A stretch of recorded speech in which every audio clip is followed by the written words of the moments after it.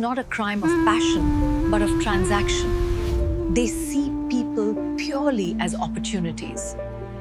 It begins not with a bang, but with a silence. The kind of silence that is heavy, expectant, and profoundly wrong. On the evening of April 5th, 2025, in the 1100 block of Eastern Avenue, NE, a man named DiCarlo Dickerson stepped out of his apartment to meet someone. The rain was just beginning to mist, catching the neon glow of the corner store signs, turning the world into a blur of color and shadow. He told his sister he'd be back in an hour. He was a man with a plan, a future, and in that moment, as he walked into the damp night, he was being watched, not with curiosity, but with purpose. The predator's gaze is a unique thing. It doesn't just see a person, it assesses an opportunity, a vulnerability, a closing door. For DiCarlo, the door was already shutting.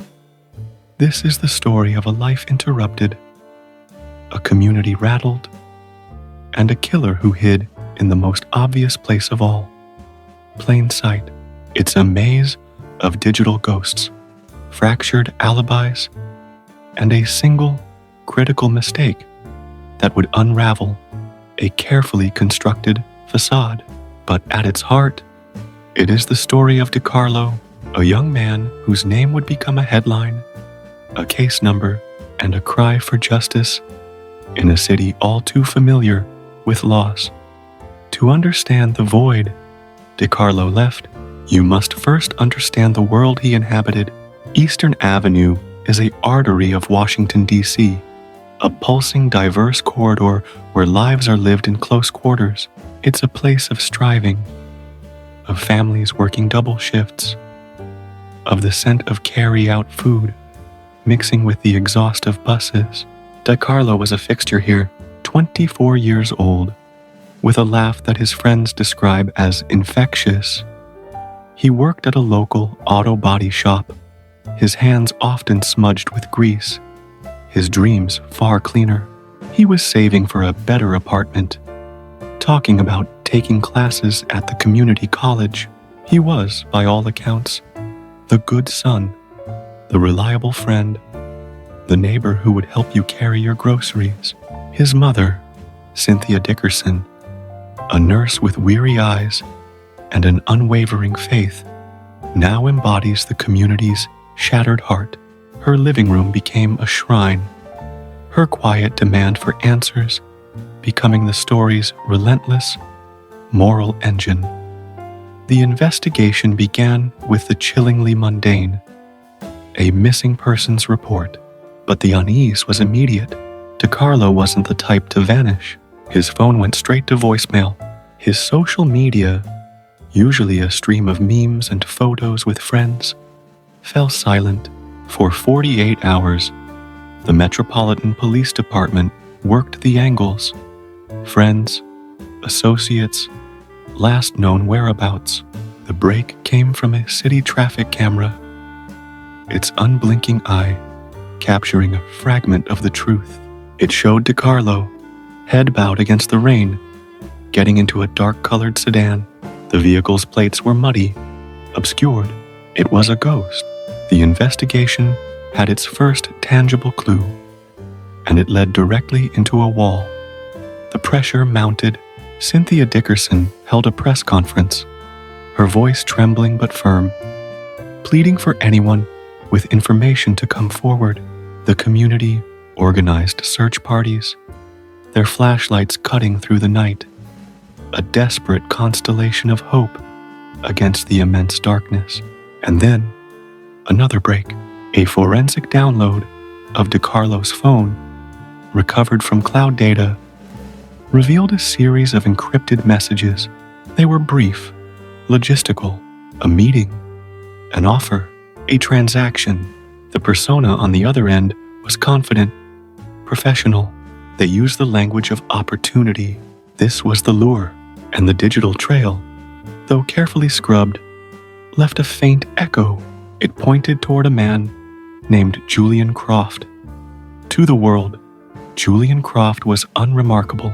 A mid-level IT consultant in his early 30s, he lived in a neatly kept condo just a few miles from the crime scene. He was the quiet neighbor who collected your packages, the reliable employee who never missed a deadline.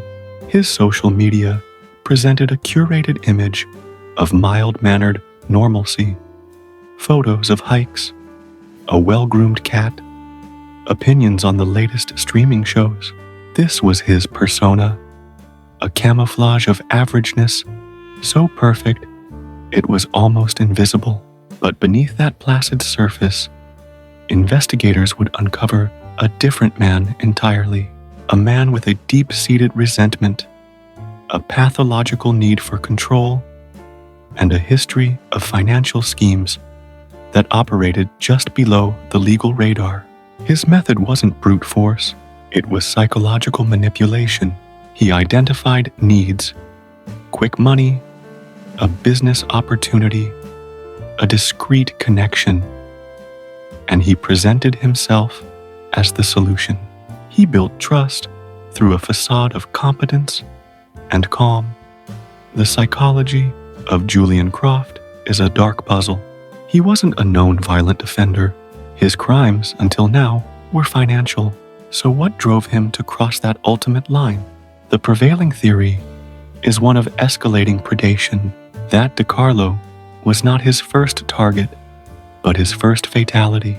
Perhaps a deal gone wrong, a moment of panic that curdled into cold-blooded opportunity, or perhaps the digital luring was merely the prelude to a far darker desire he had kept suppressed for years.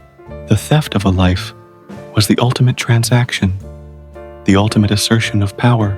He didn't just want DiCarlo's money, he wanted the experience of extinguishing a light. For 2 weeks, Julian Croft was a ghost.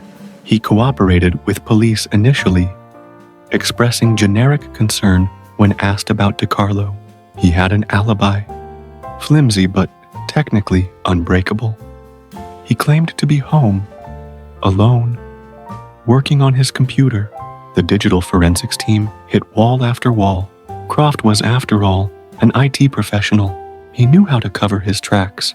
He used burner phones, encrypted apps, and VPNs. He was a specter in the machine, taunting them with his competence. The case was growing cold, the leads drying up, the media attention beginning to wane. The weight of the silence was becoming unbearable. And then he made his one critical mistake. It wasn't a slip of the tongue or a failed alibi. It was an act of profound, almost artistic arrogance. A week after DiCarlo's disappearance, a local news station ran a segment featuring Cynthia Dickerson. That evening, from his own personal IP address, an IP address he had so carefully avoided using for any illicit activity, Julian Croft logged into a niche online forum under a username that investigators would later link to an old, dormant email account of his. He posted a comment. The comment was a detailed, almost clinical critique of the police investigation. He pointed out their flaws, suggested alternative avenues, and speculated on the killer's methodology. It was a masterpiece of projection. He was inserting himself into the narrative, not as a suspect, but as an expert. He was playing God.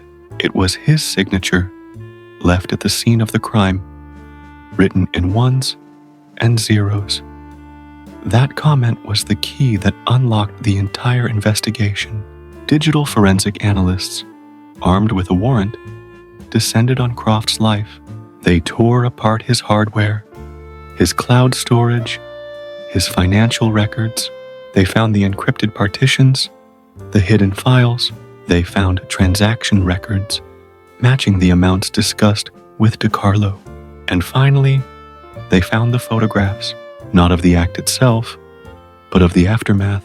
Images of DiCarlo's personal effects, his wallet, his phone, a distinctive bracelet he always wore laid out on a surface that was later identified as the workbench in Croft's own garage.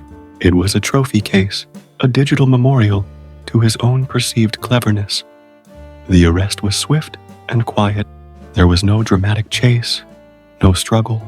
Julian Croft was taken into custody as he left a coffee shop, a latte in one hand, his unlocked phone in the other. He seemed almost resigned. In his subsequent interviews, he was cool, detached. He never confessed, but he never showed remorse either. He spoke of DiCarlo as a business associate and the entire event as a failed enterprise. Was a man who had compartmentalized murder into just another logistical problem. The legal outcome was decisive. Faced with the mountain of digital evidence, Julian Croft accepted a plea deal, avoiding a trial and receiving a sentence of life imprisonment without the possibility of parole. For the courts, the case was closed. For Cynthia Dickerson, it was a hollow victory. She had a name, a face, a body to bury, and a prison sentence to cite. But what she did not have, what the investigation could never give her, was the why. Not the logistical why, but the human one. Why her son? What happened in those final moments in that dark sedan? Was there a flicker of fear? A moment of recognition? The lingering shadow of DiCarlo Dickerson's murder is not one of a monster lurking in the shadows, but of one who passed you in the supermarket aisle.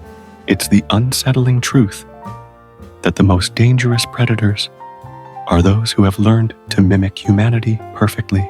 Julian Croft remains in a cell, a man who committed the most visceral of crimes using the most modern of tools.